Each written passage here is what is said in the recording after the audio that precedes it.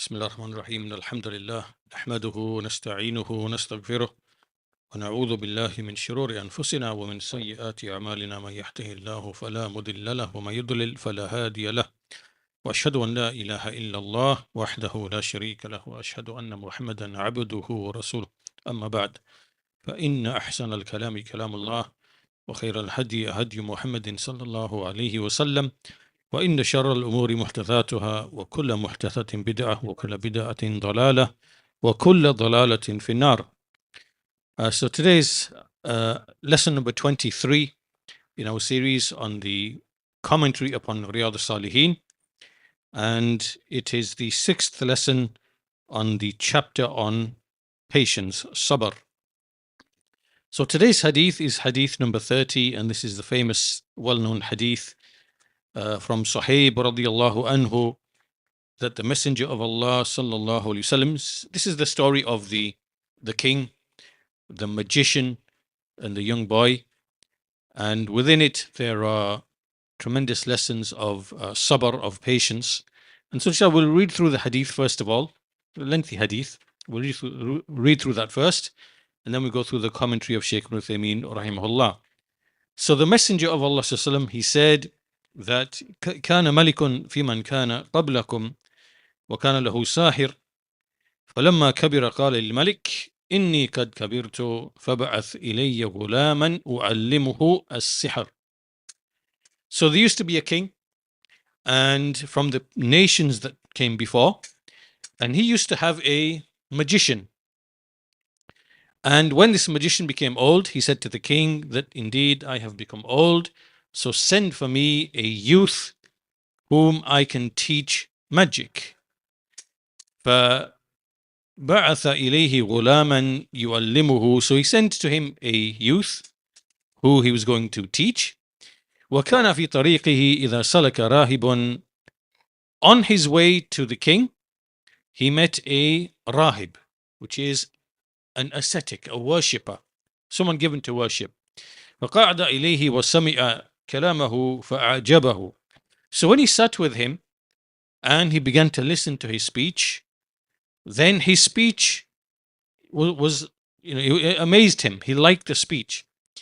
وكان إذا أتى الساحر مر بالراهب وقعد إليه فإذا أتى الساحر ضربه فشكى ذلك إلى الراهب فقال إذا خشيت الساحر فقل حبسني أهلي وإذا خشيت أهلك فقل حبسني الساحر. So he used to come to the magician, and he would pass on the way, he would see the ascetic, the worshipper, and he would sit with him. And when he went to the magician, delayed, the magician would strike him, beat him. So then he complained about this to the worshipper, the ascetic, to the monk, if you like. And he said to him, look, if you fear the magician from beating you, then tell him that you were delayed by your family. And if you fear your family when you come back late, then say to them that you were delayed by the magician. So فبينما هو على ذلك إذا أتى على دابة عظيمة قد حبست الناس. So as this was happening, he was going backward and forward to the magician and to the ascetic. One day there was this huge animal or beast that was blocking the way of the people, blocking the path of the people.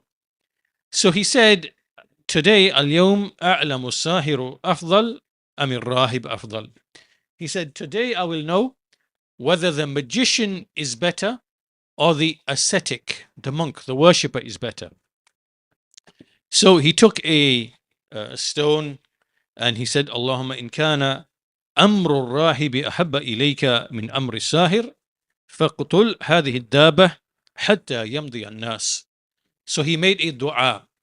He said, oh Allah, if you know that the affair or the state of this rahib, this worshipper, if it is more beloved to you than the affair of the magician, then kill this beast so that the people are able to pass on their way.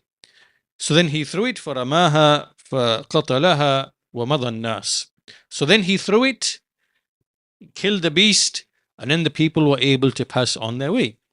So then he came to the ascetic or the monk, فَأَتَى الرَّاهِبَ فَأَخْبَرَهُ. So he told the ascetic, the monk, and فقال له الراهب, he said to him, أي بني أنت اليوم أفضل مني قد بلغ من أمرك ما أرى. He said, on this day you have become better than me, superior to me, and your affair has reached that which I have observed. وإنك ستبتلى. Indeed you shall be put to trial. فإن ابتليت فلا تدل علي. If you are put to trial, and he means that the king is going to put you to trial once he hears of this, once he hears about what you have done, then if you are tested and tried, do not direct him towards me. And then after that, this youth, وكان الغلام يبرئ الأكمه والأبرص ويداوي الناس من سائر الأدواء. He used to treat the blind person, the leper, and he would treat people from all sorts of diseases. As this was happening, there was a minister or companion of the king. فَسَمِعَ جَلِيسٌ لِلْمَلِكِ كَانَ قَدْ عَمِيَ. He had become blind, so he heard about this. So then he came to the youth, فَأَتَاهُ بِهَدَايَا كَثِيرًا فَقَالَ. He brought many gifts, and he said, مَا هَاهُنَا لَكَ. All of what you see here is for you. And أجمع, he said that I want, I've gathered all of this, in أنت شفيتني, if you are able to cure me. فقال إني لا أشفي أحدا إنما يشفي الله. He said, indeed, I do not cure anyone. Indeed, it is Allah the Exalted. إنما يشفي الله تعالى. It is Allah the Exalted who heals the people. فإن آمنت بالله تعالى دعوت الله فشفاك. So if you believe in Allah the Exalted, I will then supplicate Allah for you, and He will cure you. So this blind man, he فآمن بالله تعالى, he believed in Allah the Exalted, فشفاه الله تعالى. So then Allah cured him. فأتى الملك فجلس إليه. He came back to the king, and then he sat with the king, just as he would normally sit with the king. And he said to him, so the king said to him, فقال له الملك من رد عليك بصرك. Who has restored your vision to you? Who gave you back your vision? قال ربي. He said, my Lord. قال ولك رب غيري. He said, you have a Lord besides me? قال ربي وربك الله. He said, my Lord and your Lord is Allah. My Lord and your Lord is Allah. So then he فأخذه فلم يزل يعذبه حتى دل على الغلام. So he took him and he began to punish him and never stopped punishing him until this formerly blind man who was cured then pointed him to this youth, to the ghulam. فقال له الملك. Then the youth was obviously brought to the king, and the king said to him, O my son, أي بني قد بلغ من سحرك ما تبرئ الأكمح والأبرص وتفعل. So he said, O youth, O boy, this magic that you do, he thought it was magic, that this affair has reached such a state that you are curing the blind and you're curing the leper, and you do this and you do that. So the young boy said, فَقَالْ إِنِّي لَا أَشْفِي أَحَدًا إِنَّمَا يَشْفِي اللَّهُ تَعَالَى. He said, indeed, I do not cure anybody. It is Allah who is the one, Allah the Exalted, who is the one who cures. فَأَخَذَهُ فَلَمْ يَزَلْ يُعَذِّبُهُ حَتَّى دَلَّ عَلَى الرَّاحِبِ. So he took the boy, he never stopped punishing him until the boy, he succumbed, and he pointed to the rahib, to the worshipper, to the monk. فَجِيءَ بِالرَّاهِبِ فَقِيلَ لَهُ إِرْجِعْ عَنْ دِينِكَ. So then the worshipper, the monk, the worshipper, he was brought to the king, and it was said to him, turn back from your religion. فأبى, but he refused. So then فدعا بالمنشار فوضع المنشار في مفرق رأسه. So a saw, a minshar, was brought. It was placed on top, in the middle of his head. فشقه حتى وقع شقاه. And then he was sawn in half until his two halves, they fell apart. Then ثم جيء بجليس الملك فقيل له ارجع عن دينك. Then that companion of the king, he was then brought, and it was said to him likewise, return back from your religion. Turn back from your religion. So he refused. He also refused. فوضع المنشار في مفرق رأسه فشقه به حتى وقع شقاه. Likewise, the saw was placed on top of in the middle of his head. He was sawn until he fell into two pieces. ثم جيء بالغلام فقيل له ارجع عن دينك. Then the youth was brought, and it was said to him, turn back from your religion. And he refused as well. So then what the king did is فدفعه إلى نفر من أصحابه. So the king turned him over to a group of his people, and he said, go with him. اذهبوا به إلى جبل كذا وكذا فاسعدوا به الجبل فإذا بلغتم ذروته فإن رجع عن دينه وإلا فطره.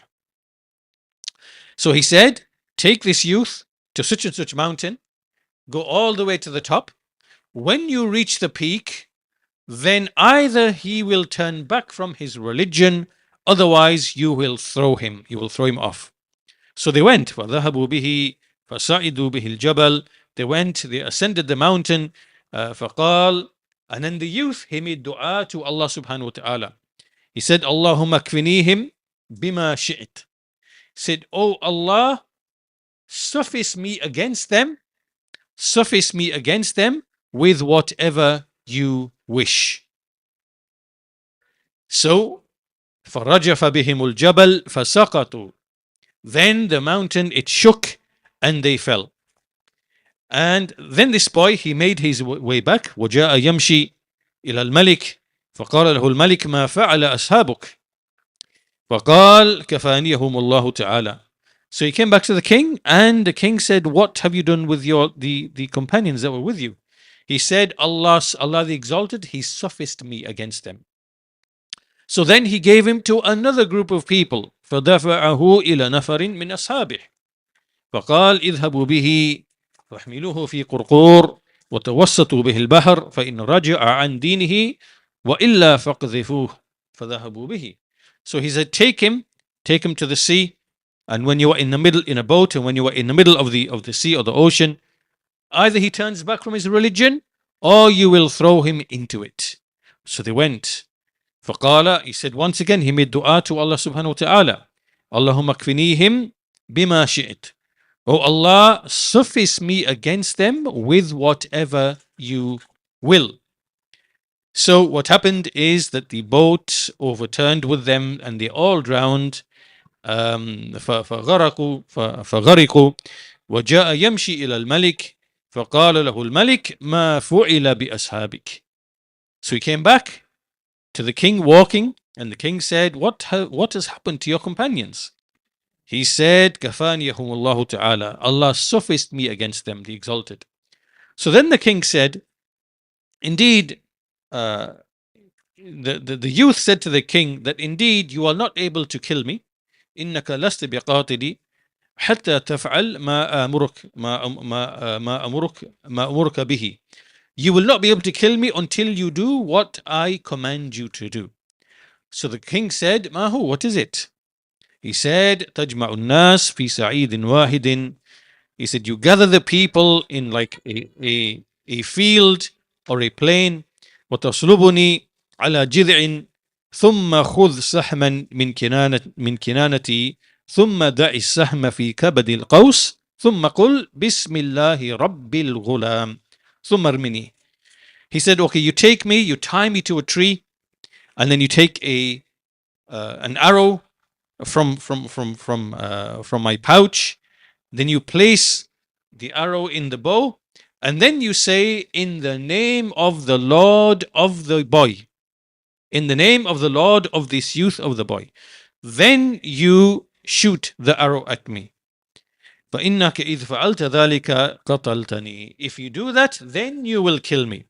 So he did that. فجمع الناس في صعيد واحد وصلبه على جذع. He brought him in this like open plain, and he tied him to the trunk of a tree, and then he took the arrow from his arrow pouch, and then he placed it in the bow, and then he said, Bismillahi, Bismillahi, Rabbul Ghalam. He said, in the name, Bismillahi, Rabbil Ghulam. He said, in the name of Allah, the Lord of the young boy. Then he fired the arrow. ثم رماه فوقع في صدغه. So then he fired it, and it hit him on the temple of the forehead. فوضع يده في صدغه فمات. So the boy went like this. He put his hand on the temple, and then he died, just like that. فقال الناس آمنا برب الغلام. So the people said, we believe in the Lord of the young boy. So then the Malik, فأتي الملك فقيل له, then people came to the king, and they said, أرأيت ما كنت تحذر قد والله نزل بك, that by Allah, that which you used to fear, it has now happened. Meaning all the people changing their religion and entering into Islam. And so these people said, قد آمن الناس, the people have believed. So what this king did, فأمر بالأخدود, he ordered for some ditches to be dug on the sides, and the وأضرم فيها النيران, fire was kindled, and he said من لم يرجع عن دينه فأقحموه فيها. Whoever does not abandon his religion, throw him into these ditches. Or it was said, اقتهم ففعلوا. So his people began to throw these believers into the ditch until there came a woman, حتى جاءت امرأة ومعها صبي لها, and she had a young child, like a baby, and she was hesitant. فتقاعست أن تقع فيها. So she was hesitant to jump in. فقال لها الغلام يا أمة اصبري فإنك على الحق. O mother, have patience, for indeed you are upon the truth. And then she jumped in. And so this is the end of the hadith. And as the Shaykh says, this hadith, which the author has mentioned in this chapter, in the chapter on sabr, is an amazing story, a strange, amazing story, which is that there used to be a king from those nations who came before, and he had taken for himself a bitana like some secret council, and this was a magician, and this is so that the magician might serve his interests. And this is the nature of kings, of the people of power. They have people who are their confidants. They have people who are their henchmen, or and in many cases these kings, they have at their disposal magicians, right? And in this case he had this magician, and his masalih, the beneficial interests, were obviously to do with the world. They were not to do with religion, even if it was at the expense of sound religion. So this king was also like a tyrant, and he had subdued and subjected the people for his to himself, as will come later. So this magician, as the Shaykh goes on to explain, that when he was old, he said to the king that indeed I have become old, so send for me a youth, I will teach him magic. So here notice how we see that these, just like we see in the Quran with the magic that was learnt at Babylon, the Yahud, and they learnt it and they taught it, and they have never ceased passing it on, generation after generation after generation, through all the centuries, until we reach, the past few hundred years, and then they keep refining and writing the books of magic, the last of which is this book that they call the Zohar. And this is the way of the Yahud, and in fact, the Yahud, wherever they are, they take this magic, and they spread it amongst the people. And that's why you see in some of the Muslim lands, especially in North Africa and other places, it's from the legacy of the Yahud, to leave these affairs of magic among the people. In any case, the point being that these people, the people of disbelief in general, they have those who inherit from them their sciences of disbelief, and from which is this issue of the magic, which is worship of the devils, worship of the jinn, in order to attain these worldly benefits as they see. So in his old age, he wanted to pass on this art and this craft. This continues to take place nowadays, by the way. It's not something that's finished. These magicians, they continue they find suitable people who have the evilness about them in their character, in their persona, and they teach them and they nurture them upon these arts and crafts. So in this case, we see, as happened in this instance, this magician had a youth sent to him, and the Sheikh mentions a number of points, a number of benefits, just general here in relation to this. He said that he chose a youth because the youth is more suited to learning, and the learning of a young youth is something that remains with him, and that's why learning at a young age is far better by a great deal than learning in old age. Even though in old age you can still learn. Well, it's not impossible, the Sheikh says. But obviously, when you are younger, it is far better, because there are numerous benefits in learning at a young age. First benefit is that a youth is more swift in memorizing than the older person. Why is this? This is because the Sheikh says, لأن الشاب فارغ البال ليست عنده مشاكل توجب انشغاله.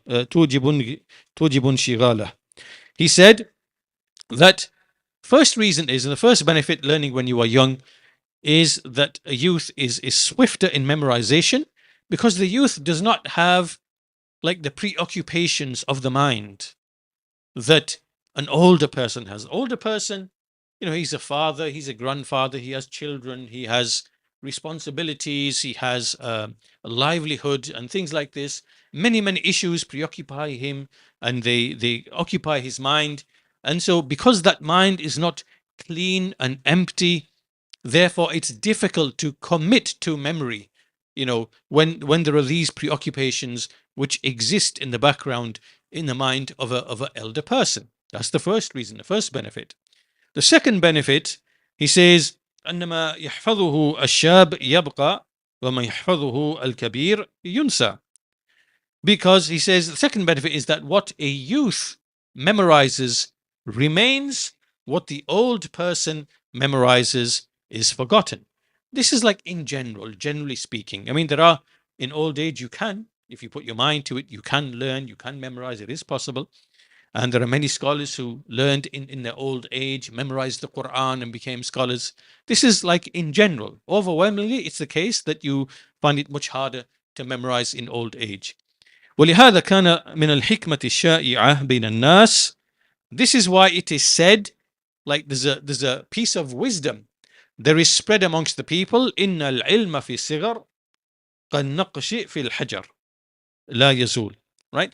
He said there's a piece of wisdom that is said amongst the people, which is that indeed acquiring knowledge in youth is like inscribing on a stone. Right? So when you etch something on the stone, you find that it remains. This is why you'll find, like in caves from thousands of years ago, you'll find etchings, and they're still there, because etching on stone is something which is permanent. So if I take this analogy, or if I take this example and take it to what the Sheikh said, so when you are young, the analogy is that acquiring knowledge and memorizing when you are young, very young, right, age of 6, 7, 8, 9, the ability to memorize, it's like etching on the stone. As you grow older, then it becomes more like etching or inscribing on butter. So when there's heat, it will melt and it will be gone. And as you grow older and older, it will be like trying to write on water. You can't write in water. It's the moment you try to, water is fluid. Water is fluid, right? So it's not going to remain etched or inscribed. And so this is the general process which happens if you are someone who does not take care in, and there are many factors involved. Obviously it is not committing sins, because sins, they leave a stain on the heart and they affect a person's ability to memorize and also to grasp and understand things, right? That's obviously one of the main things. And there are many other things as well, obviously, good habits. There are the issues to do with just general habits of sleeping well, sleeping on time, and sleeping well, getting sufficient sleep. Because what happens in your sleep is that your body, it consolidates the experiences of the day. So whatever things you've experienced in the day, things you've learned, things you've experienced, when you're sleeping, those things are consolidated. They're meaning they are sense is made of them, right? Your body, you make sense of them, and connections are made subconsciously while you sleep. So you need that to have that rest. You must have that rest. Likewise, good habits, as we said, and likewise also the way and the manner in which you acquire knowledge, the way in which you acquire the knowledge and memorize the knowledge.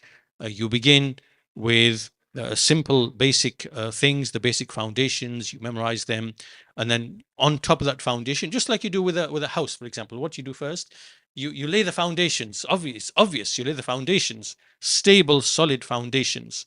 Once the stable, solid foundations are there, then you start building the walls, and then all the fine details go in place. In the same way, it is with knowledge as well. And so everything now has context, right? There's an actual context to everything. Whereas if you learn haphazardly and things out of place, then they don't have a context and a sequence within which everything makes sense, right? And so it becomes scrambled. Like then it becomes harder to remember, to memorize. Also, and this is one of the modern things, which is the great danger to learning and memorization, is this whole social media and being bombarded with thousands upon pieces of information, all of which are disjointed, disconnected. And so what's happening is that you are just scrambling your mind and making your attention divided to so many different things, and it just becomes your understanding becomes very shallow, and your ability to remember becomes very severely compromised. And so this is one of the great modern dangers of our time. I advise you not to spend too much time. It's a double-edged sword. On the one hand, there is tremendous utility. On the other hand, it comes at a huge cost. So it's very deceptive. And as you know, even if you just simply think about it, how is it possible? And I've mentioned this frequently and often, is that why is it that the scholars of the past, were able to memorize a great deal? It's because of absence of preoccupation. There's nothing else preoccupying your mind and your time. You just have pure dedication to whatever it might be, the Quran, the Sunnah, to just thinking and reflecting and cogitating, letting the mind work on the basis of what has been preserved and memorized. This is what the scholars of the past used to do. And so this analogy, like if you don't take these steps, these few steps, then your mind will become like what we've just said. It will be like a block of butter or a pail of water. You try to write something on it, it might last for maybe, as soon as it's warm, it just melts and it's all gone. And so you have to make your mind like a rock, like a young child. And that is, there's many different ways. From them also is good nutrition. If you go to Ibn Rajab's commentary, Jami al-Ulum al-Hikam, on the 40 hadith of An-Nawawi rahimahullah, he does add 10 of his own hadith at the end. And from those 10 additional hadith is the hadith of the Messenger of Allah, in which he said that indeed the worst container that the son of Adam can fill is the belly, is the stomach.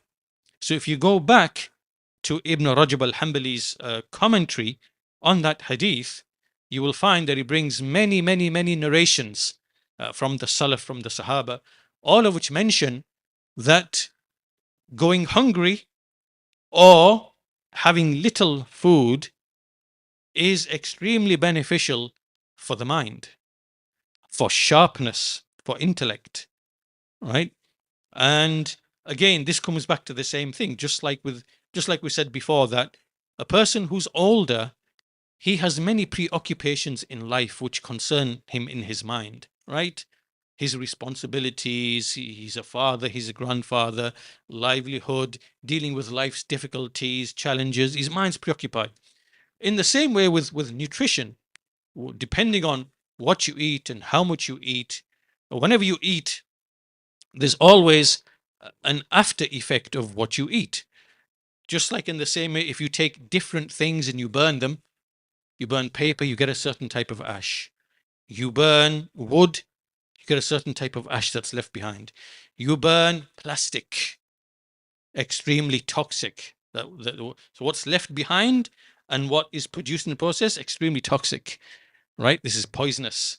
You burn coal, you get it. So in the same way, when you eat and it becomes digested, it's the same analogy, same thing.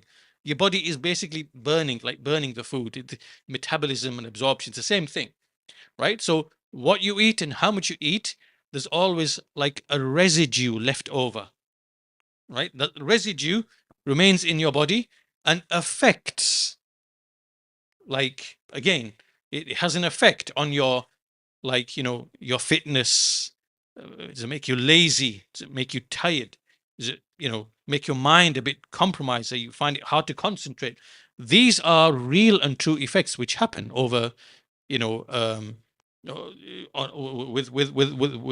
different diets, right? So the less that you eat, or you eat only what suffices you, then you are not using up your body's resources that are best left for other things, right? And so this too helps affect the mind and the ability to think and reflect, and so on and so forth. So all of these, when we put all of these things together, they affect a person's ability to, as we said, to memorize, and so that's why, as I said, that if you want to preserve your faculties in old age, then you have to look at all these things. Look at your diet, look at your sleep. Don't distract your mind and have multiple preoccupations, like micro thousands of different pieces of information that your mind is scattered. You're harming yourself. You're harming yourself a great deal by doing that. Likewise, sleep. Sleeping on time, getting sufficient sleep. There's so many things which are involved. Obviously, this is a diversion from the main point. The point being that your mind can either be a rock, piece of butter, or it can be like a bucket of water in terms of inscription onto the whatever. Right? So you've got to take steps to make sure it remains like a rock and doesn't become like a pail of water.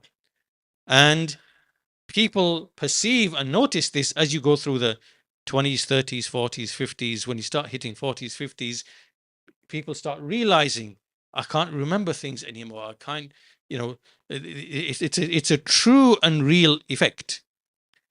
Whereas what we know from what we find narrations from the scholars and from the, that as a person grows older, his mind and intellect should become sharper. because this is because of acquired knowledge and acquired wisdom, and doing all the right things, eating well, eating in moderation, looking after the body, and it should actually become sharper, and you should become more wise. Why? Because more wisdom is because you've acquired more knowledge, more experience. That's how it should be. This is what the normal thing should be, right? You become sharper, you become stronger, not the other way around. So so that was the second benefit. Right? That indeed knowledge in youth is like inscribing on a rock. And then he says there is a third benefit too, which is وهي أن الشاب إذا ثقف العلم من أول الأمر صار العلم كالسجية له والطبيعة له.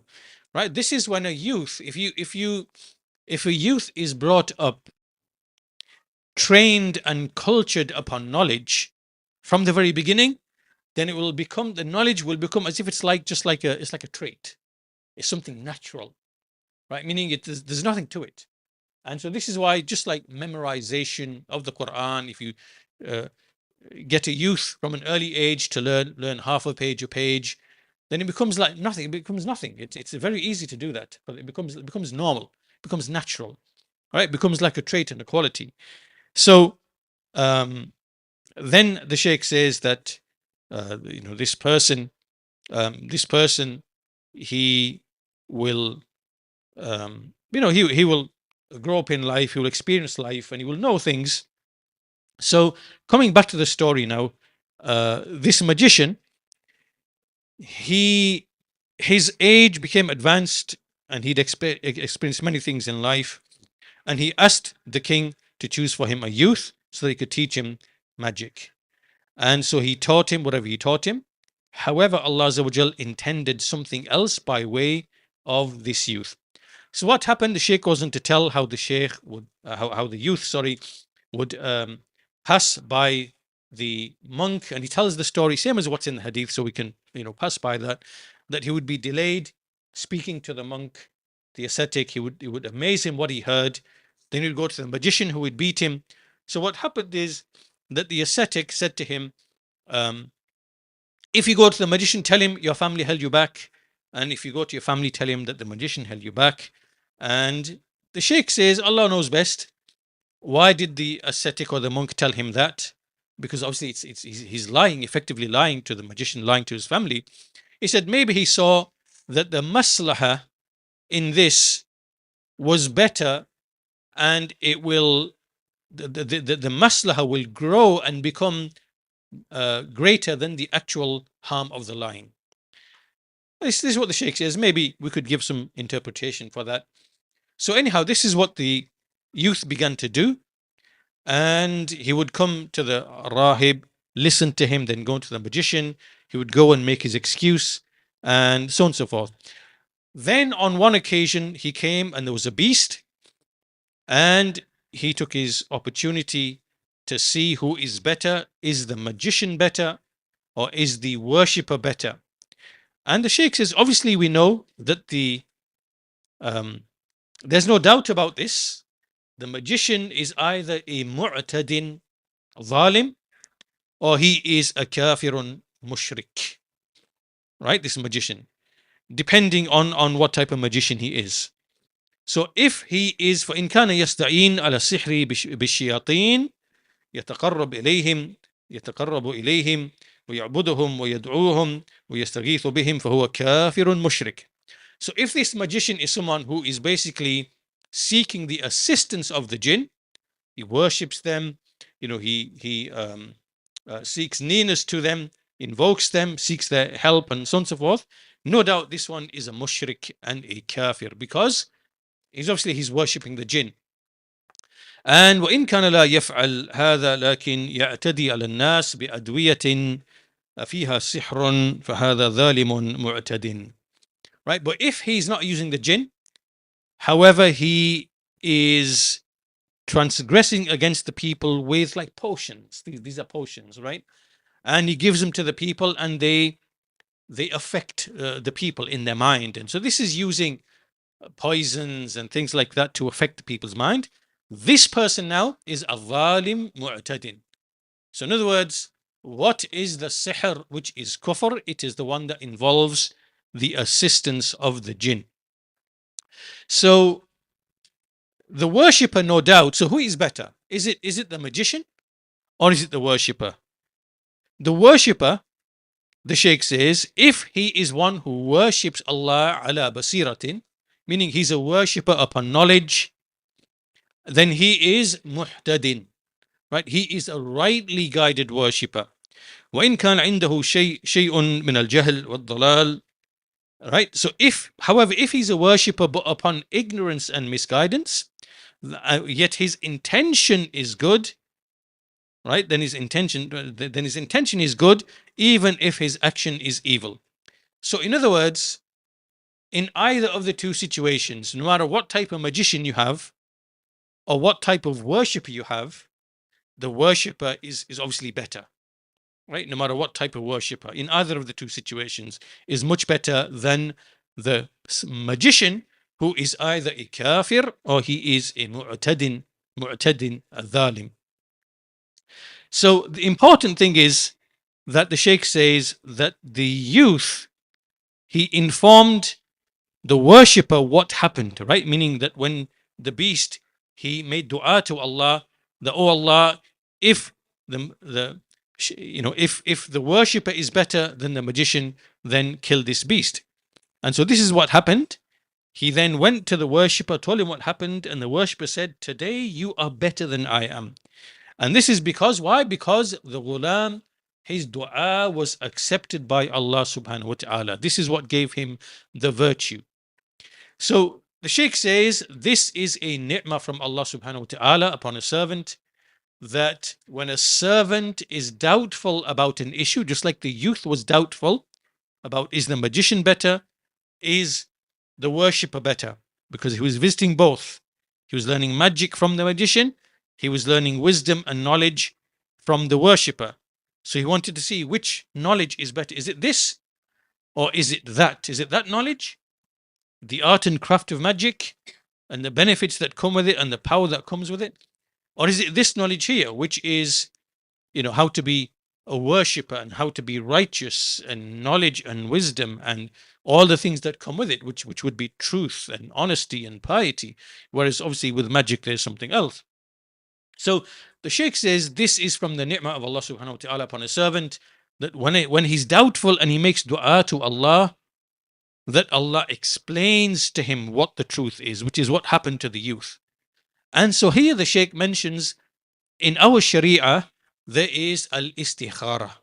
Allah has given such a thing to us, which is when a person is thinking of an affair and it's not clear to him, should he do it, should he not do it, is it better for him, not better for him, should he withhold, then Allah Azza wa Jal has given to this nation, to this ummah, something which is the istikhara, that a person with truthfulness, with iman, he turns to Allah subhanahu wa ta'ala and he makes that dua, the dua of istikhara. And what will happen, Allah Azza wa Jal, فإن الله تعالى يعطيه ما يستدل به على الخير في الإقدام أو الإحجام. Allah will then show him something or direct him in a certain way to either proceed or to withhold, right? It could be, for example, that Allah simply opens his chest to the issue and makes him content with going ahead with it. It could be from that direction. It could be that he sees something in a dream, that he sees in his dream. Or it could be that he then consults with other people, and from that consultation, seeking other people's advice, he sees clearly that for me to advance or to withhold is the best thing to do. So in all these different ways, he's received a type of guidance, right? Which is Allah's response to him in any one of these ways, or it could be more than one of these ways. And so therefore he receives guidance. So this is istikhara. So anyhow, the Shaykh goes on to say, from the karamat of this youth is that by way of dua, his dua, that he would cure the blind and the leper, and likewise the ill people. This is different, the Shaykh says, rahimahullah, than, for example, what we see with Isa alayhi salam. Because Isa alayhi salam, the way he would cure the people would be, he would touch that person who is sick, and that person would become cured. Whereas here, the karama given to the ghulam is that his dua would be answered. So whoever he made dua for, oh Allah, so remember, he's not doing the thing, the curing, the healing, like meaning in terms of the means, the asbab. He's making dua. The dua is the sabab, and Allah is answering his dua. So Allah is curing through that sabab of the dua. So the Shaykh says, and this shows that dua, it shows us many things. It shows us that dua, that Allah is the healer, obviously, first of all. And secondly, that dua is the greatest, from the greatest of means. If Allah answers your dua, then Allah can cure by way of the dua. So now, the ascetic, the monk, he said to this youth that you will be put to trial. You will be put to trial. And that, there will be a mihna, there will be ikhtibar. And he told him that if you are put to trial, do not direct the king towards me. So this ghulam, Allah knows best. The Shaykh says that he was someone whose dua was answered. Whenever he called upon Allah, it would be accepted from him. And then there was this companion of the king who was blind, could not see. He came with many gifts to the youth. And when he heard what he said to him, In anta shafaitani, if you heal me. But the youth said to him, Innama yashfik Allah. Indeed, it is Allah that will cure you. So here the Shaykh makes a point. Look at the iman of this youth, in that he was not deceived by himself and his own abilities, and by even the means that he was given. He said, he never claimed that he is the one who cures the disease. He said, Bal qal innama yashfik Allahu azza wa jal. Indeed, it is Allah azza wa jal who cures you. And this resembles, the Shaykh says, he gives us two nice examples. Says this resembles from some angles what happened to Shaykh al-Islam Ibn Taymiyyah rahimahullah. And there was a person brought to him who was possessed. He was possessed by a jinn, and Shaykh al-Islam would recite over him, but the jinn would not leave. So then he began to strike and beat this person severely, very, very heavily, until the hand of Shaykh al-Islam became, swollen just from beating so hard. So then the jinni spoke. فتكلم الجني الذي في الرجل وقال له أخرج كرامة للشيخ. So the jinni, he said أخرج كرامة للشيخ. أخرج. The jinni said, I will leave كرامة للشيخ, meaning out of respect and honor for the Shaykh. And فقال له الشيخ, so Ibn Taymiyyah said to him رحمه الله, لا تخرج كرامة لي ولكن اخرج طاعة لله ولرسوله. He said, do not leave out of respect for me, but leave out of obedience to Allah and His Messenger. So in other words, he didn't want like the virtue and the excellence to be ascribed to himself, but rather to Allah. The fadl belongs to Allah Azza wa Jal. And from the beginning to the end. So then the jinni left the man, and when the man left, that man suddenly became conscious. He came back to himself, and he said, what has brought me here in the presence of the Shaykh? What am I doing here? Meaning that he wasn't aware of what was happening. And the people said, he thought he was in his house or in whatever it might be. And the people said, SubhanAllah, did you not feel the beating that you were being beaten with? And he said, I did not feel anything.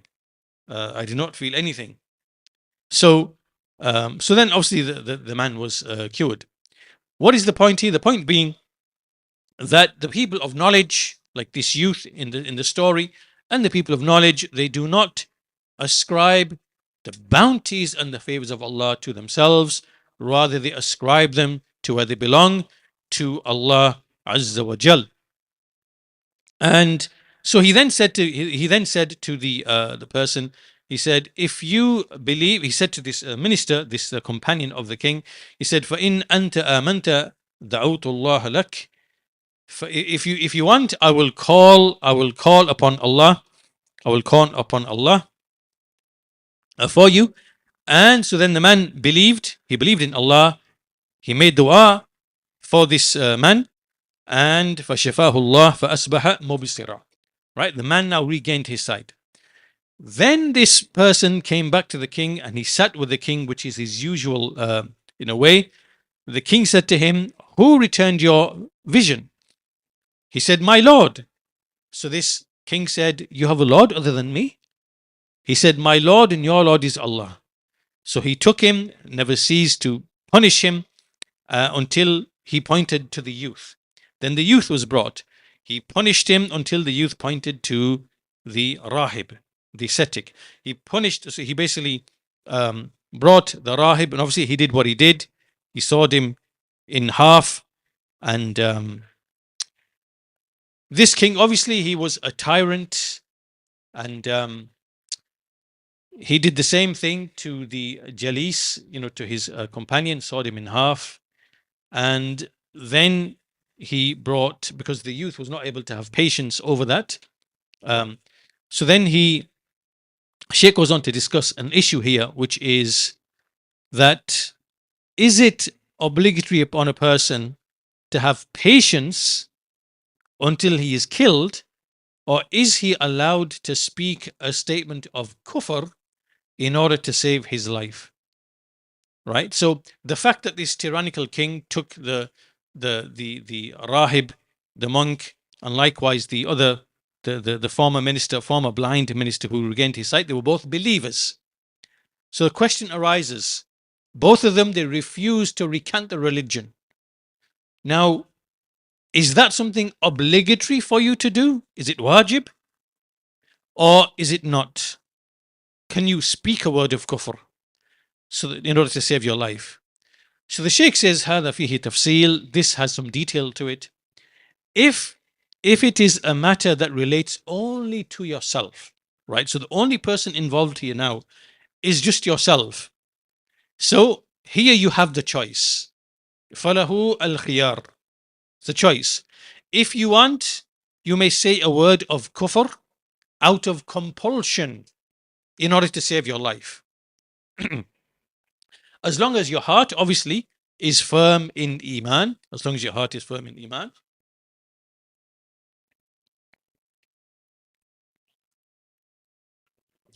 And if you wish, then you may have patience, even if you are going to be killed. Now, this is if the affair returns back just to yourself.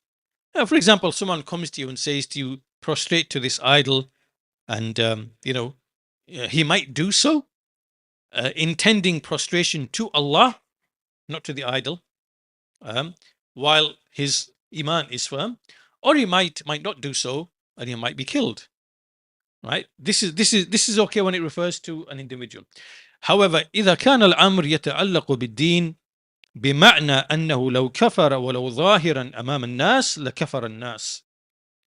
Right, now, if the affair now relates to the religion, meaning that if he was to disbelieve in the open in front of the people, and the people saw that he's disbelieved, that they too would disbelieve following his example.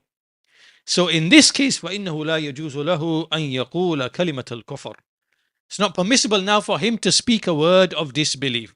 It is obligatory here, it's wajib here on him, أن يصبر ولو قتل, to have sabr even if he was to be killed.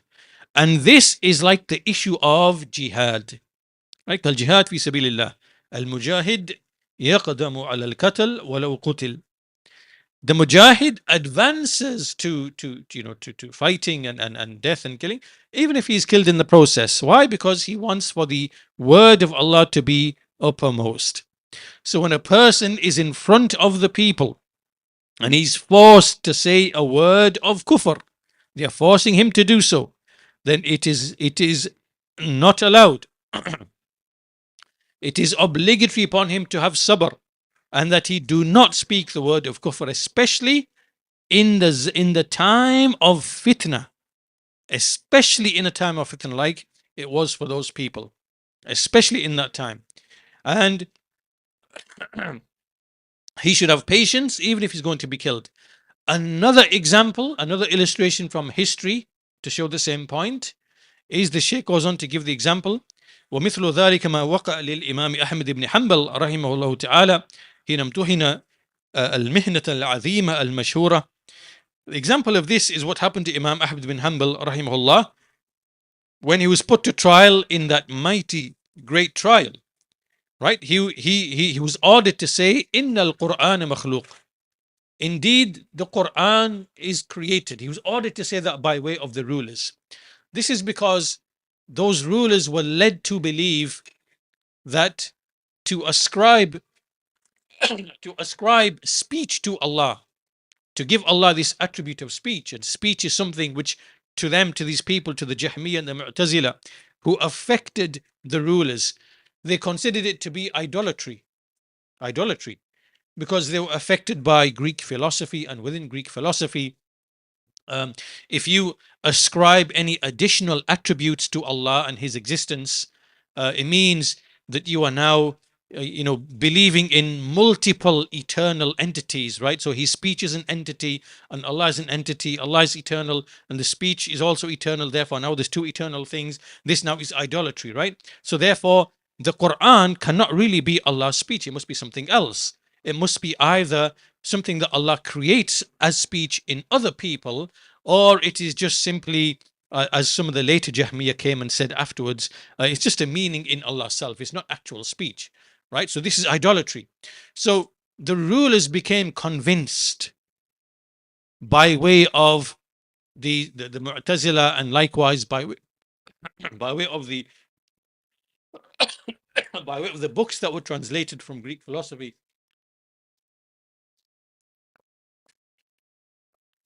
So all of that led to this creed becoming entrenched among the people, and among the evil scholars from the Mubtadi'ah, and then the rulers. So Imam Ahmad was one of those put to trial among thousands who were put to trial. Many were put to death, many were imprisoned, many were beaten. Some of them, they were imams, they were scholars. They succumbed, and in order to save their lives, they said what they said. However, Imam Ahmad, rahimahullah, he refused, and he was harmed a great deal in the path of Allah. He was beaten, he was disciplined, his hands were tied, he was even made to ride on a donkey and paraded through the streets. Right? This is an Imam of the Sunnah, and he's made to ride on a mule or a donkey in the streets, like in humiliation, and through the markets, and he was beaten, with whips, until he would even fall unconscious. However, every time he came around again, he said, Al-Quran kalamu Rabbi ghayru makhluq. The Quran is the speech of my Lord, it is not created. And it's also mentioned, in fact, in one of the stories or narrations, that as he was being taken, there was someone from the crowd or the group, a man who said something along the lines, Fi Allah ya Ahmad.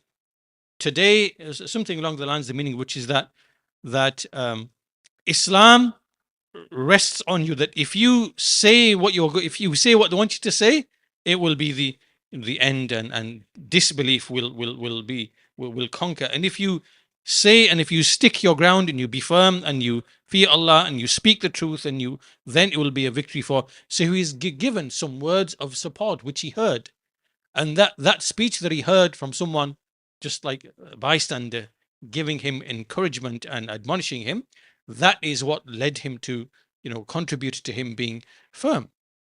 So as you can see here, he did not allow himself to say a word of disbelief in order to protect his own life, right? Despite being compelled.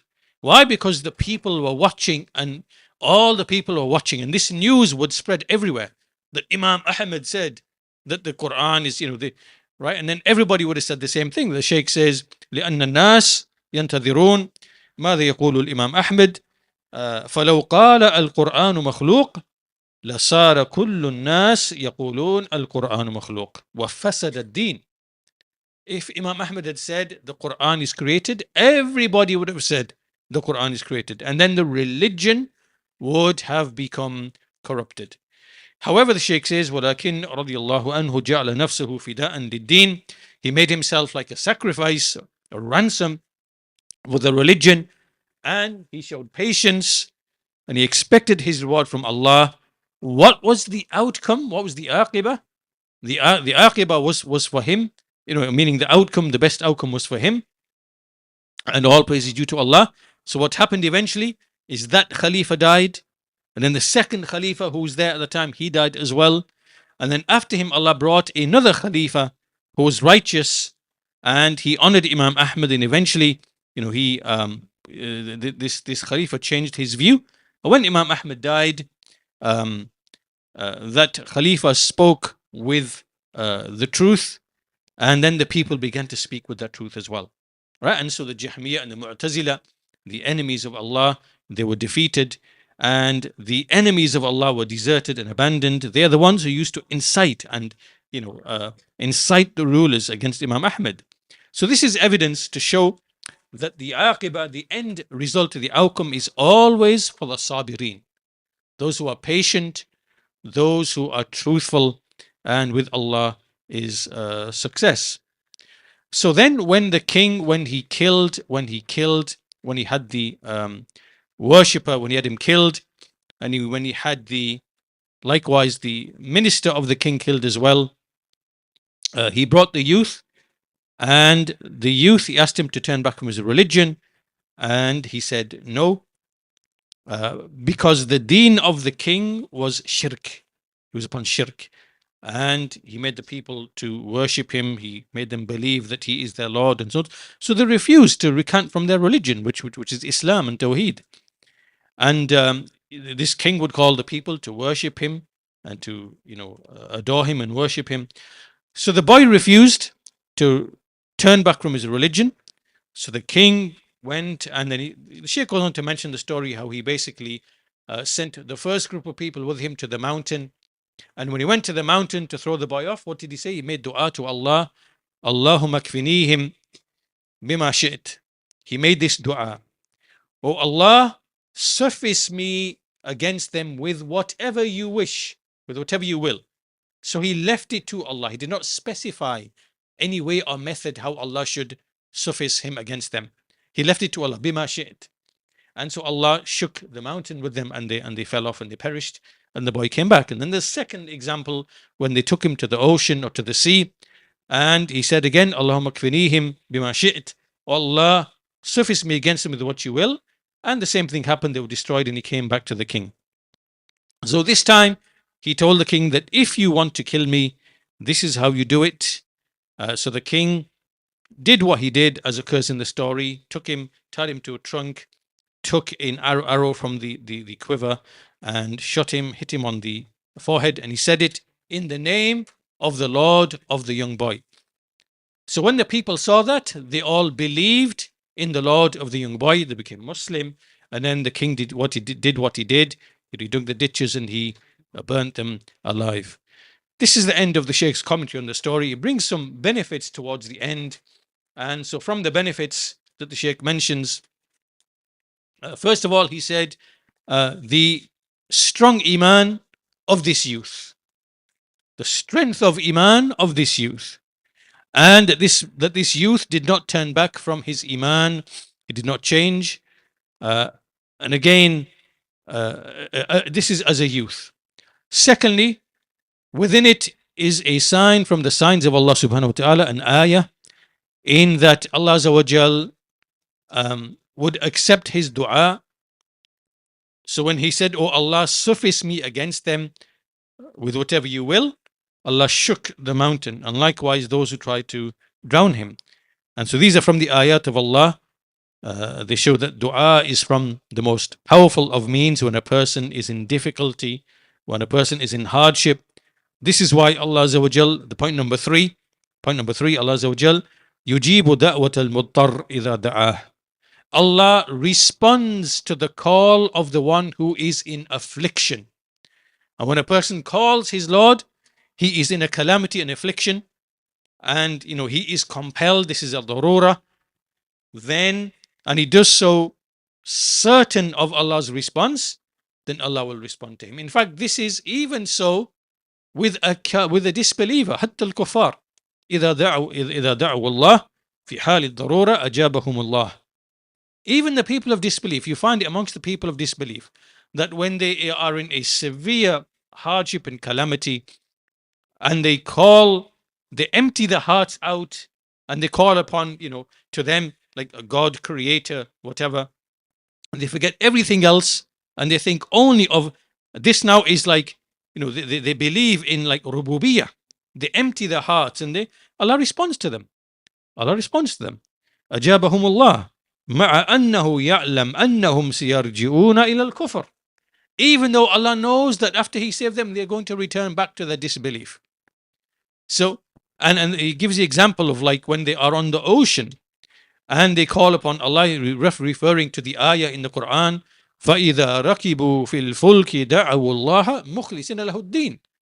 When they embark upon the ocean in their ships, they call upon Allah, making their religion purely and sincerely for Allah. فَلَمَّا نَجَّاهُمْ إِلَى الْبَرِّ إِذَا هُمْ يُشْرِكُونَ. Right, and when he delivers them to the land, then they begin to commit shirk again. Right. So point number 3 is that Allah Azza wa Jal even responds to the person of disbelief, to the person who is in like a darura, a calamity, a hardship, and he calls upon Allah. Fourthly, that it is permissible for a person to like make himself to be like a ransom or a sacrifice, for the benefit of the Muslimin, because this youth, he showed the king how he could kill him, and he gave him the directions how to do so. And Shaykh al-Islam, he quotes Shaykh al-Islam Ibn Taymiyyah rahimahullah, he said, لأن هذا جهاد في سبيل الله آمنت أمة وهو لم يفتقد شيئا لأنه مات وسيموت إن آجلا أو عاجلا. Ibn Taymiyyah said rahimahullah that this, what the youth did, is jihad in the path of Allah. He's actually engaged in the path of Allah. And a nation, a group of people believed because of that. And this youth did not lose anything. وَهُوَ لَمْ يَفْتَقِدْ شَيْءٍ. He never lost anything, because he is inevitably going to die. He died, but he was going to die anyway. Right? You're going to die anyway, whether now or whether sometime in the future. So, but the outcome of all of that was that a nation, a large group of people, they believed, they abandoned shirk, they abandoned kufr, and they became Muslim. So from here, the Shaykh goes on to mention a nice benefit, which is that what some people do, because actually this hadith and this action of the youth is what is used by some of the people to justify suicide bombings. Right? This is actually one of the texts that they use. There's actually numerous texts. One of them is this one. One of them is the hadith of the companion who he had some dates with him, and he threw the dates on the floor and he plunged into the enemy, right? Knowing that it was going to be certain death, right? So they use that one as well, and they use this one as well. The Sheikh says that what some people do of committing suicide, where they take certain, like they will either take bombs or things like this, and they will put them on themselves and will rush into the people of disbelief, or go in among the people of disbelief, and they will, detonate them. It says, فَإِنَّ هَذَا مِنْ قَتْلِ النَّفْسِ وَالْعِيَاذُ بِاللَّهِ. Right? This is not the same as that. This is considered to be killing oneself. وَمَنْ قَتَلَ نَفْسَهُ فَهُوَ خَالِدٌ مُخَلَّدٌ فِي نَارِ جَهَنَّمْ أبد الآبدين كما جاء في الحديث عن النبي صلى الله عليه وسلم. Right, the person who kills himself, this person will remain in the hellfire, as has come in the hadith from the Prophet sallallahu alaihi wasallam. Why? Because him killing himself in this way, there is no maslaha for Islam.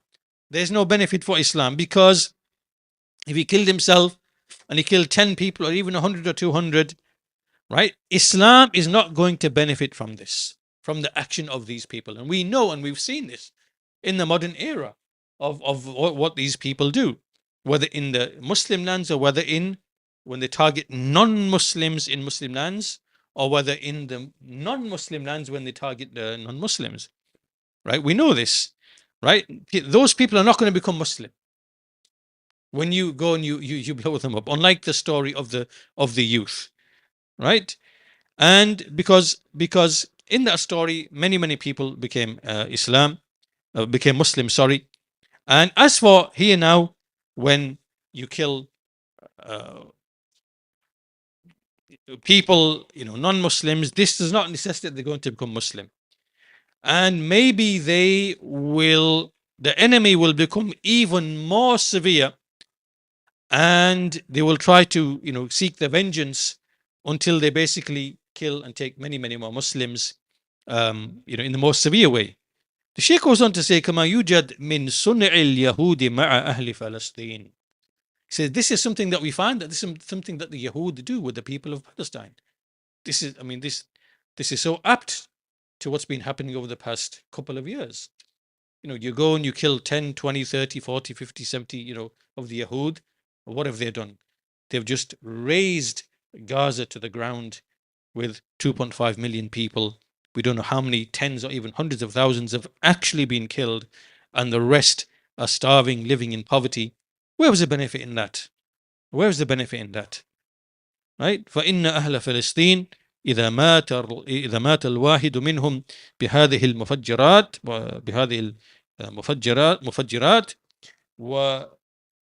وقتل 6 أو 7 أخذوا من جراء ذلك 60 نفرا أو أكثر.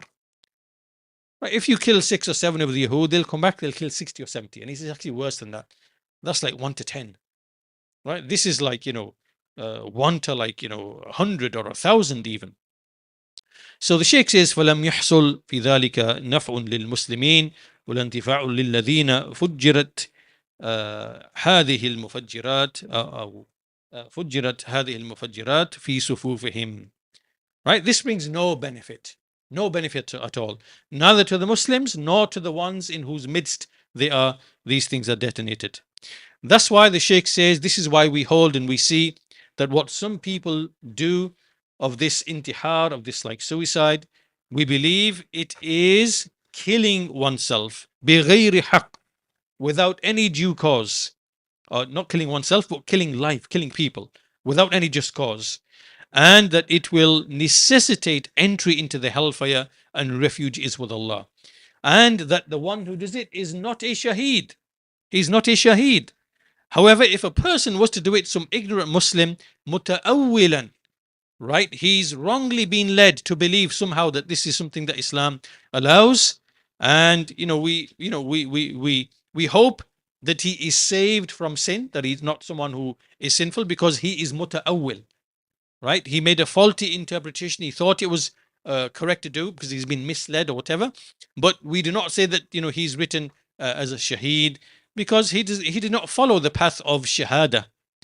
But we hope that he will be free of sin, because he is muta'awwil, right? He tried to make ijtihad. He erred, obviously.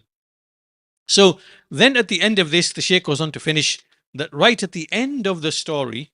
So after the ghulam is killed, at the end of the story, we see that this king, when he saw that the people all became Muslim, it was the opposite effect of what he wanted, and they all became Muslim. Then obviously he put the people to trial, because they said, we believe in the Lord of the youth. So the people of hatred and envy, they came to the king and said, look what's happened. They've all become, like Muslim, and they've left the religion. So they incited him, and this led to the king to doing what he did. So on the side of roads, as you see, there are huge ditches often. The Sheikh goes on to say, very huge ditches. So these ditches were dug similar to that size, like deep. And anyone who did not turn back from his religion, he was ordered to be thrown in. And so right at the end, um, in the story, we see the woman whose baby spoke, and when it saw the fire and it saw the mother hesitant, then it said what it said.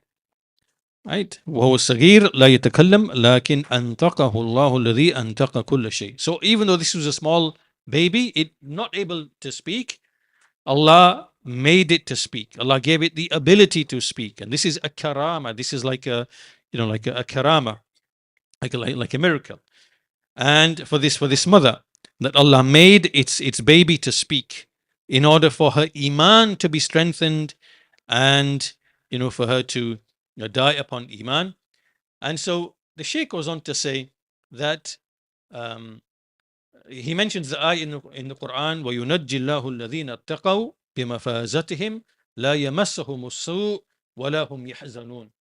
Right? That Allah saved those who have taqwa, who fear, by way of their success, and no evil shall touch them, وَلَا هُمْ يَحْزَنُونَ, nor will they grieve. He mentions in light of this the example of Maryam alayhi salam, Maryam bint Imran. And she went away from her people. She went to a place, and she was pregnant with a child, with Isa, which Allah had created by way of a word from Himself, which is kun fakan. And so in Surah Maryam, Allah Azza wa Jalla mentions the story of how she went away from her people, and while she was away, فأجاءها المخاض فأجاءها المخاض إلى جذع النخلة. Right, so the pains of birth led her to the trunk of a tree, of a date palm tree, and she sat beneath it. And the tree, beneath the tree was also a river, and so she was commanded, وَحُزِّي إِلَيْكِ بِجِذْءِ النَّخْلَةِ تُسَاقِطْ عَلَيْكِ رُطَبًا جَنِيًّا, that pull or hold the tree or pull it from the trunk, and there will be fresh dates that will fall upon you. Right? So they fell from the tree, and they were not spoiled by hitting the ground, because sometimes dates, the Shaykh goes on to say, that if you got the fresh ripe dates, when they hit the ground, they are obviously spoiled, but they weren't spoiled just by falling from the height of a tree. So she took that and she ate that. فَكُلِي وَاشْرَبِي وَقَرِّي عَيْنًا. So she was commanded to eat and to drink. And then when she delivered the baby and she came to her people, the people screamed. They said at her, Ya Maryam, لَقَدْ جِئْتِ شَيْئًا إِدَّا, لَقَدْ جِئْتِ شَيْئًا فَرِيًّا, that you have brought something which is unheard of. This is something that we've never. What is this? This is an untold thing. So, meaning shay'an azima, that you have brought something azim, something mighty. Ya Maryamu laqad ji'ti shay'an fariya. So then, meaning what they were hinting at was that she had committed zina in a roundabout way without actually saying that you have brought an untold thing. So then, meaning, how could you bring a child without having a husband? So then they said to her, Ya Ukht Harun, Ma kana abuki imra'a saw'in, wa ma kanat ummuki baghiya. O sister of Harun, O sister of Harun, your father was not an evil man, nor was your mother an indecent woman. Meaning, your father is not an evil man, and your mother is not an evil woman. She's not laysat zani. She's not like a woman who does evil. So where has this come from? Meaning, how In other words, this is a roundabout way of making qadhaf, right? Although they didn't say it, it's a roundabout way of accusing her of basically committing zina. So in this moment, فَأَشَارَتْ إِلَيْهِ, so she pointed to the baby, meaning ask him. So they said to her, كيف نكلم من كان في المهد صبيا? How can we speak to the one who is like a child in the cradle? So they thought that she was mocking them. In that moment, Allah gave the baby Isa alayhi salam the ability to speak, and he spoke with kalam fasih, meaning this is eloquent, deeply meaningful speech, which answers them. What did Isa alayhi salam say in the cradle? He said, قَالَ إِنِّي عَبْدُ اللَّهِ. He said, indeed, I am the slave of Allah. آتاني الكتاب وجعلني نبيا. That he gave me the book. He gave me the book. And he made me into a prophet. And he said, وَجَعَلَنِي مُبَارَكًا أَيْنَمَا كُنْتُ. He made me to be blessed wherever I may be. وَأَوْصَانِي بِالصَّلَاةِ وَالزَّكَاةِ مَا دُمْتُ حَيًّا. And he enjoined upon me prayer and charity, zakah, so long as I remain alive. And then he said, وَبَرًّا بِوَالِدَتِي وَلَمْ يَجْعَلْنِي جَبَّارًا شَقِيًّا. And he enjoined upon me to be righteous to my mother, and he did not make me to be one who is someone who is a forceful, compelling type of person, imposing person who is wretched, and he didn't make me like that. And then he said, وَالسَّلَامُ عَلَيَّ يَوْمَ وُلِدْتُ وَيَوْمَ أَمُوتُ وَيَوْمَ أُبْعَثُ حَيًّا. And peace be upon me the day on which I was born, the day on which I will die, and the day on which I will be raised again. So this is in Surah Maryam. And here the Shaykh says, rahimahullah, these are 10 sentences that this child, Isa alayhi salam, that he spoke with in the cradle, and he spoke it in the most eloquent way. So look at the power, the qudra of Allah, in that he made those children, whether the child of that mother ready to be thrown into the pit, or whether it is Isa alayhi salam, this is from the qudra of Allah subhanahu wa ta'ala. And so he saved Maryam alayhi salam from this fabrication, from this slander that was made against her, and that was carried by the Yahud alayhim la'natullah. And because of this pregnancy without a husband. And so likewise, this tifl, this child, in the same way with the mother, when she hesitated, Allah honored her by making her child speak, to give her strength, the strength of iman, and to remain upon that iman and not to become a disbeliever. Right? See, the child said, you are upon the truth. Have patience, you are upon the truth. So she remained firm upon her iman. And so Allah strengthened her by way of the speech of the baby. And so in this manner, the Shaykh goes on to say, and he concludes now, that this is how Allah Azza wa Jal, he saves and delivers every believer with that moment of success. And in a place, in a moment, in a situation where he's about to be destroyed. However, Allah the Exalted, he saves him because of prior taqwa, prior piety that this person had showed.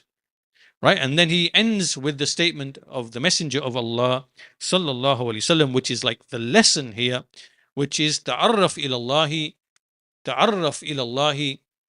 ar-rakha'i ya'rifka fi shiddah, which is to recognize Allah, to know Allah, meaning to be grateful to Allah in times of ease, and he will remember you in times of hardship. And so obviously in the case, we see that Allah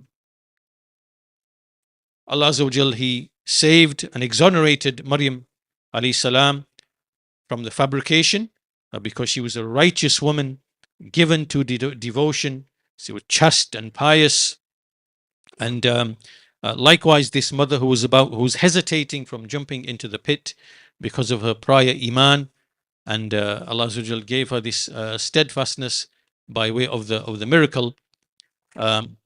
So this is the lesson that we conclude with for this hadith. There are many important issues the Shaykh alluded to on the basis of this hadith, and so we'll conclude with that for today's lesson, and we'll continue with what remains in this chapter insha'Allah ta'ala in the next lesson. Walhamdulillahi Rabbil Alameen, wa sallallahu ala nabiyyina Muhammad wa ala alihi wa sahbihi ajma'een.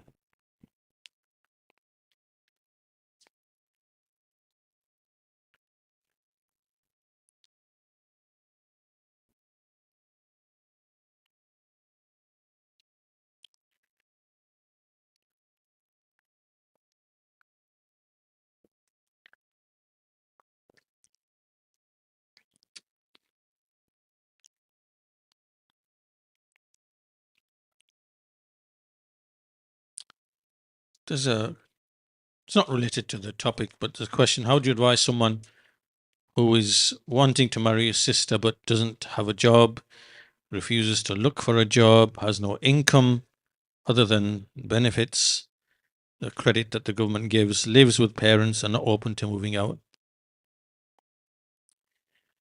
Obviously, in order to marry, you have to have the means, right? So one of the man istata'a minkumul ba'ah, whoever amongst you is able, who has the istita'a. So one of the requirements is that you've got to be able to maintain, right? You've got to be able to supply the basic necessities of the food, the clothing, the shelter. You have to be able to provide that. If you can't provide that, you're unable, you don't have the means, or in this case, you are maybe, I don't know what it is, you're just being lazy, or you're just engaging in wishful thinking, or you are just dreaming, or whatever it might be, then obviously then you can't sustain a marriage with that type of attitude or in that type of situation.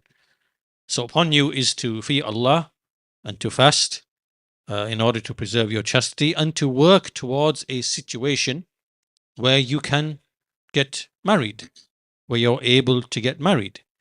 The key thing is, like I said, is whatever it is for you to provide the basic necessities, and to be able to maintain that marriage.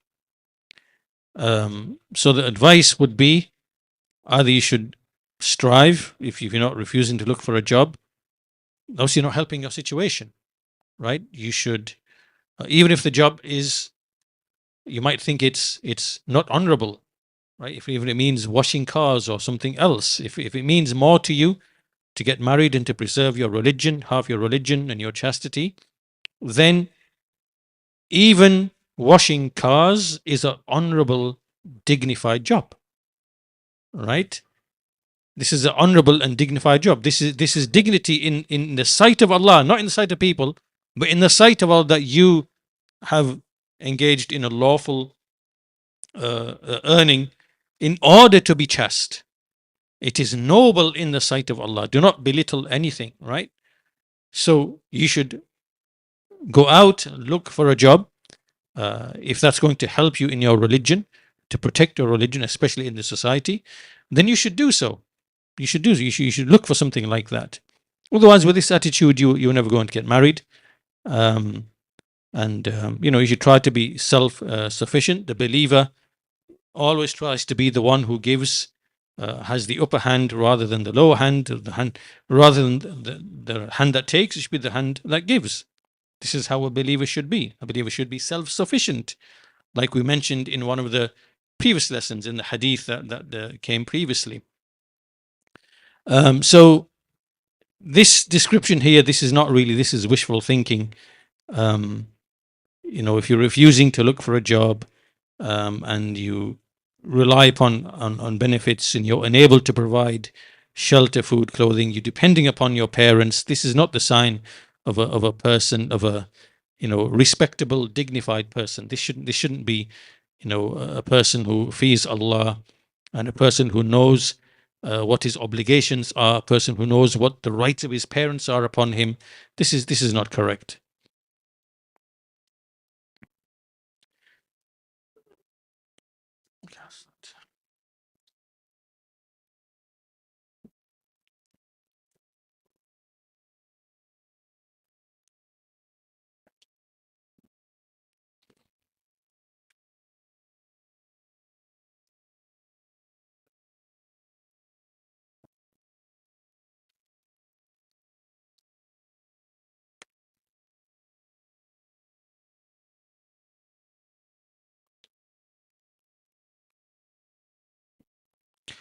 What is the cure for the wandering or the wavering of the mind whilst reciting the Quran, despite trying one's best to focus on the meanings?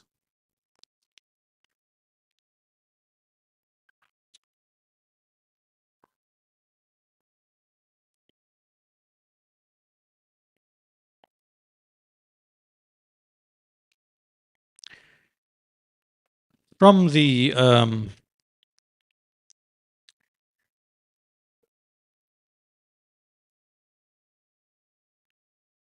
it depends what you are. Obviously, we recite the Quran for different reasons. Sometimes it's either you are learning, you are memorizing, so you're repeating the verses in order to commit them to memory. Here, the focus is not really necessarily on the tafsir, but it's just to commit it to memory. So this is one scenario. Another scenario is to read from the angle of ibadah, worship, that you recite the kalam of Allah, the speech of Allah, to glorify Allah, to earn the reward. And it's not so much here that you are reading necessarily for contemplation. Like, it's more the hadith that whoever recites one letter gets 10 rewards. Alif is one letter, lam is one letter, mim is one letter. You're reciting for the reward as an act of righteousness. That's also something that is done. But most importantly, we recite the Quran actually for reflection and for admonition and for learning about, taking what needs to be taken from the ayat of Allah, of meanings, of admonitions, of warnings, of rulings, of ahkam, and things of that nature. Now, to do this, ideally, the way that the Sahaba acquired the Quran was that they would do it in a certain way, right? They would take 10 ayat, as you know, they would take 10 ayat of the Quran. They would learn those ayat. They would then reflect upon those ayat, and then they would take what needs to be taken from the ayat. If an admonition about hellfire, an admonition, right? If something of a ruling, a hukam, something of the ahkam relating to the sharia, then they learn and extract that ruling. If it's something to do with like a promise of Allah, then firm conviction in that promise. If it's something to do with knowledge of the unseen that one must believe in because Allah is the most truthful, then they make tasdeeq of that khabar. So depending on what's in those 10 ayat, you take everything that can be taken out of those 10 ayat. And then obviously whatever action is, whatever these ayat indicate of action, then a person acts upon that. And then a person doesn't move from those 10 ayat till he has fully learned them and acted upon them. Then he moves to the next set of 10 ayat. So if we acquire the Quran in that same manner, then it means that when we are reciting the Quran, then it's easier for us to bring to mind the various meanings and the various rulings and the various admonitions, right, from what we are reciting. So this is one way, one method. In other words, meaning this is more to do with the way that you acquire the Quran, right? This is more to do with how you acquire the Quran to begin with, which subsequently allows you to be focused when you thereafter recite the Quran. The second way is, or the second element would be, you've got to find the right place, free from distraction, in a quiet place, where there's no distractions, minimal visual distractions, even because there are, in the modern life, there are so many distractions. You have a device with you. You sitting in it's a noisy place wherever you might be. You got to find the right place, the right moment to recite the Quran in the early hours of the morning, in the late hours of the night, or through the day when it's quiet.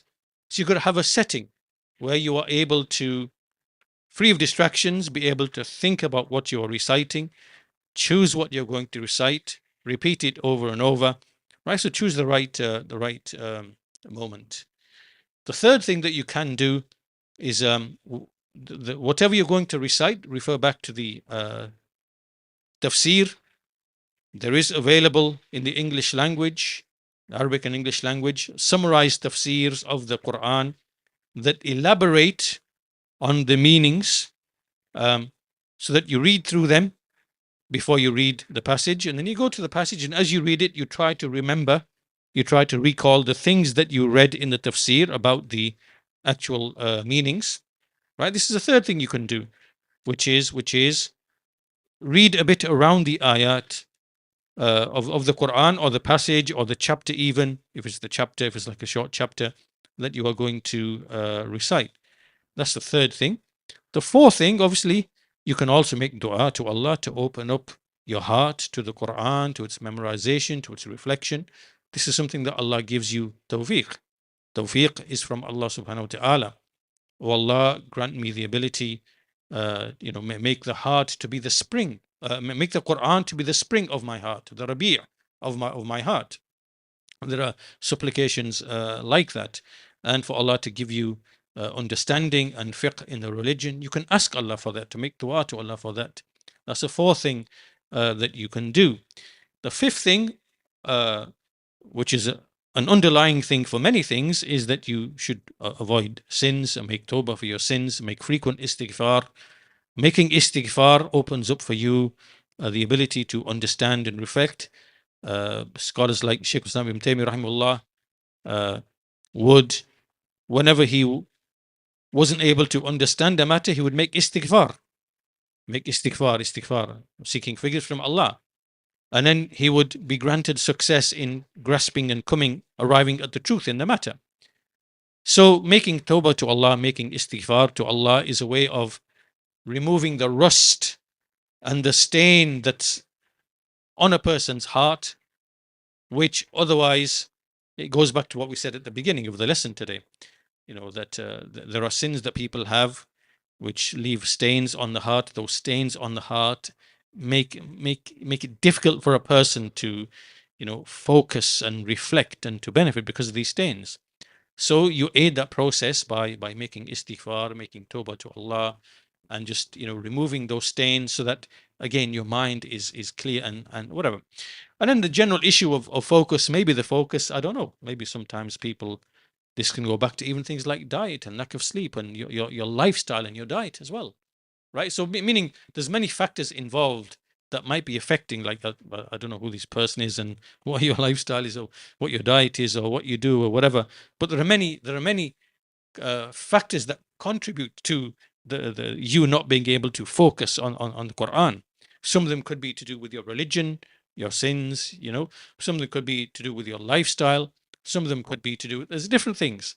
So you put all those things together, and with Allah's tawfiq, with dua to Allah, inshallah, Allah will make it easy for you. You got to persist, you got to keep going, you got to keep trying, and eventually you will find that it will become easier and easier. It's just like memorizing the Quran. You try to memorize one page, you find it very hard. Some people find it very hard, struggle. But if you persist and persist and persist, it'll become easier.